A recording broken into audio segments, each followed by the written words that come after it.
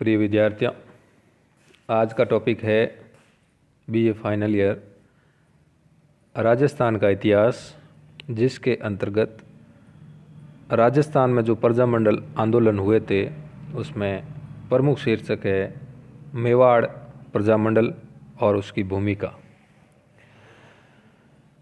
बिजोलिया किसान आंदोलन ने किसानों के साथ साथ मेवाड़ राज्य की संपूर्ण जनता में जागृति उत्पन्न कर दी थी। जनता नागरिक अधिकारों एवं शोषण के खिलाफ संगठित होकर राज्य की नीतियों का विरोध करने लगी, क्योंकि उस समय जो लाग बाग थी यानी कर थे वो अत्यधिक थे, इसलिए विरोध होना एक स्वाभाविक प्रक्रिया थी। 1932 से 1938 ईस्वी तक जना अधिकारों एवं अनियमित करों की वसूली के विरोध में उदयपुर में प्रदर्शन हुए, मगर योगी नेतृत्व के अभाव में ये प्रदर्शन अपने उद्देश्य की परिणति तक नहीं पहुंच सके।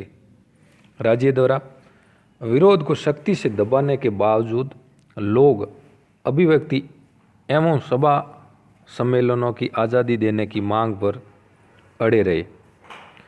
कांग्रेस के हरिपुरा अधिवेशन में रियासतों के राजनीतिक संगठनों को समर्थन देने का प्रस्ताव पारित होते ही माणिक्यलाल वर्मा, जो भीलों के मध्य रचनात्मक कार्य में संलग्न थे, उन्होंने मेवाड़ राज्य का दौरा कर राजनीतिक संगठनों की पृष्ठभूमि तैयार की। इस प्रकार उन्होंने उदयपुर पहुंचकर अपने साथियों से विचार विमर्श किया और 24 अप्रैल सन 1938 को बलवंत सिंह मेहता के निवास पर मेवाड़ प्रजामंडल की स्थापना की। बलवंत सिंह मेहता को मेवाड़ प्रजामंडल का प्रथम अध्यक्ष बनाया गया। भूरेला बयां को उपाध्यक्ष और माणिक्यलाल वर्मा स्वयं महामंत्री चुने गए। 3 दिन में उदयपुर शहर में प्रजामंडल के 2000 सदस्य बनने से मेवाड़ सरकार चिंतित हो गई और उन्होंने माणिक्यलाल वर्मा को प्रजामंडल की स्थापना की स्वीकृति लेने का आदेश दिया, लेकिन वर्मा ने इससे इनकार कर दिया। फलतः 11 मई सन 1938 को राज्य ने प्रजामंडल को गैर कानूनी घोषित करते हुए सभाओं, भाषणों और समाचार पत्रों पर प्रतिबंध लगा दिया तथा माणिक्यलाल वर्मा और रमेश चंद्र व्यास को मेवाड़ छोड़ने के आदेश दिए। माणिक्यलाल वर्मा वर्धा पहुँचे। वर्धा वर्तमान महाराष्ट्र में स्थित है, वहाँ पर पहुँचे थे और वहाँ से गांधी जी का आदेश प्राप्त कर अजमेर में प्रजामंडल का अस्थायी कार्यालय स्थापित किया। अजमेर से माणिक्यलाल वर्मा ने मेवाड़ का वर्तमान शासन नामक पुस्तिका प्रकाशित की, जिसमें मेवाड़ राज्य के शासन की कटु आलोचना की गई। सरकार ने प्रजामंडल की आवाज़ को दबाने के उद्देश्य से प्रेम नारायण माथुर को राज्य से निष्कासित कर दिया। 23 सितंबर को प्रजामंडल आंदोलन के उपाध्यक्ष भूरेला बयां को गिरफ्तार कर लिया, यानी 30 सितंबर सन 1938 को। फलतः प्रजामंडल ने विजयदशमी से सत्याग्रह शुरू करने की घोषणा की, मगर इससे पूर्व राज्य सरकार ने बलवंत सिंह मेहता, रमेश चंद्र व्यास सहित सैकड़ों कार्यकर्ताओं को गिरफ्तार कर लिया और कई लोग थे मेवाड़ के, उन्हें निष्कासित कर दिया गया। तत्कालीन जो सरकार थी मेवाड़ की, वो दमनात्मक कार्रवाई कर रही थी। उनके विरोध में उदयपुर, भीलवाड़ा, चित्तौड़, जाजपुर, नाथद्वारा आदि स्थानों पर सभाएं हुई। नाथद्वारा में महिलाओं ने भी आंदोलन में भाग लिया और जेल गई। 2 फरवरी 1939 को माणिक्यलाल वर्मा को देवली से गिरफ्तार कर लिया गया। उन्हें जेल में डाल दिया गया था, जो कुंभलगढ़ जेल के नाम से जानी जाती थी। उन पर राजद्रोह का मुकदमा चलाकर 2 वर्ष की सज़ा सुना दी गई। जेल में स्वास्थ्य खराब होने पर 8 जनवरी सन 1940 को माणिक्यलाल वर्मा को रिहा कर दिया गया। गांधी जी की सलाह पर प्रजामंडल ने सत्याग्रह स्थगित कर दिया। 22 फरवरी सन 1941 को राज्य सरकार ने प्रजामंडल पर प्रतिबंध लगा दिए। वो वापस कुछ ही समय बाद हटा दिए गए। प्रजामंडल ने नागरिक अधिकारों एवं उत्तरदायी शासन की स्थापना के लिए जन जागृति का कार्य जारी रखा। 25 से 26 नवंबर सन 1941 को मेवाड़ प्रजामंडल का प्रथम अधिवेशन माणिक्यलाल वर्मा के सभापतित्व में हुआ, जिसका उद्घाटन आचार्य JB कृपलानी ने किया। अधिवेशन में राज्य में उत्तरदायी शासन स्थापित करने की मांग की। प्रजामंडल ने पूरे राज्य में शाखाएं खोलकर जन जागृति का प्रयास किया।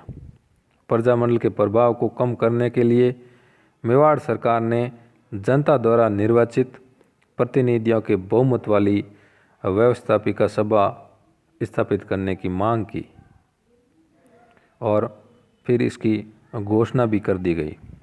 अगस्त 1942 में भारत छोड़ो आंदोलन के दौरान प्रजामंडल ने राजाओं अंग्रेजों का साथ छोड़ो का नारा दिया। यानी भारत छोड़ो आंदोलन शुरू हुआ था, उस समय प्रजामंडल के जो भी ये नेता थे उन्होंने कहा कि भाई अंग्रेज़ों का साथ छोड़ो, रियासतों को नारा दिया था, तत्कालीन राजाओं को संबोधित किया था। 20 अगस्त सन 1942 को प्रजामंडल ने महाराणा को प्रार्थना पत्र देकर अंग्रेज़ों से संबंध विच्छेद कर राज्य में उत्तरदायी शासन स्थापित करने की मांग की। इसके प्रति उत्तर में मेवाड़ सरकार ने 21 अगस्त 1942 को माणिक्यलाल वर्मा, मोहनलाल सुखाड़िया, बलवंत सिंह मेहता, भूरेलाल बयां इत्यादि को गिरफ्तार करके 23 अगस्त को भाषण, प्रदर्शन, सभाओं पर रोक लगा दी गई तथा प्रजामंडल को अवैध घोषित कर दिया गया। माणिक्यलाल वर्मा की पत्नी श्रीमती नारायणी देवी वर्मा व पुत्री सुशीला और भगवती देवी भी गिरफ्तार हो गई। ये आंदोलन मेवाड़ के सभी कस्बों, नगरों में फैल गया। अनेक कार्यकर्ताओं ने अपनी गिरफ्तारियां दी और ये आंदोलन जनवरी 1944 तक चलता रहा। 11 अक्टूबर सन 1944 को मेवाड़ प्रजामंडल की कार्यकारिणी की अध्यक्षता करते हुए माणिक्यलाल वर्मा ने व्यवस्थापिका सभा और नगर परिषदों की स्थापना की मांग की। इस प्रकार रचनात्मक कार्य, खादी प्रचार, हरिजन सेवा संघ के माध्यम से जन चेतना फैलाते रहे। 31 दिसंबर सन 1945 से 1 जनवरी सन 1946 तक यानी 2 दिवसीय एक अखिल भारतीय देशी राज्य लोक परिषद का सम्मेलन उदयपुर में पंडित जवाहरलाल नेहरू की अध्यक्षता में हुआ, जिसमें रियासतों में उत्तरदायी शासन स्थापित करने की मांग की। इसी समय सभा एवं प्रदर्शन को लेकर मेवाड़ प्रजामंडल एवं राज्य सरकार के मध्य तनाव बढ़ा। फलतः वर्मा सहित अनेक कार्यकर्ता जेल में डाल दिए गए और 1946 ईस्वी में मेवाड़ महाराणा ने प्रजामंडल के सदस्यों से युक्त संविधान निर्मात्री समिति का गठन किया, लेकिन इसकी सिफारिशों को स्वीकार नहीं किया। इसी दौरान KM मुंशी ने मेवाड़ राज्य के लिए संविधान बनाया, जिससे 23 मई सन 1947 को लागू किया गया और विधानसभा चुनाव होने तक अंतरिम सरकार बनाई, जिसमें प्रजामंडल की ओर से मोहनलाल सुखाड़िया और हीरालाल कोठारी को मंत्री बनाया गया। नए संविधान के तहत फरवरी सन 1948 में विधानसभा के चुनाव हुए, जिसमें प्रजामंडल को सफलता मिली, मगर मंत्रिमंडल गठन को लेकर महाराणा से टकराव हो गया। गतिरोध के दौरान ही 5 अप्रैल सन 1948 को पुलिस की गोली से 2 विद्यार्थी शांतिलाल और आनंदीलाल मारे गए। इस घटना के फलस्वरूप महाराणा ने राजस्थान संघ में मिलने का निर्णय ले लिया और मंत्रिमंडल निर्माण का जो क्वेश्चन था, जो सवाल था, वो समाप्त हो गया। इस प्रकार प्रजामंडल आंदोलनों ने जो प्रमुख मांग रखी थी वो थी उत्तरदायी शासन की स्थापना करना प्रत्येक राज्य के यानी रियासत के अंतर्गत। यह सम्मेलन, जो प्रजामंडल सम्मेलन जो शुरू हुए थे, वो सक्रिय हुए थे सन 1938 हरिपुरा अधिवेशन से। महात्मा गांधी जी के जो राष्ट्रीय आंदोलन में पदार्पण के बाद ब्रिटिश भारत में होने वाले आंदोलनों का प्रभाव रियासतों पर भी पड़ने लगा। राजस्थान की रियासतें भी इस प्रभाव से अछूती नहीं रह सकी।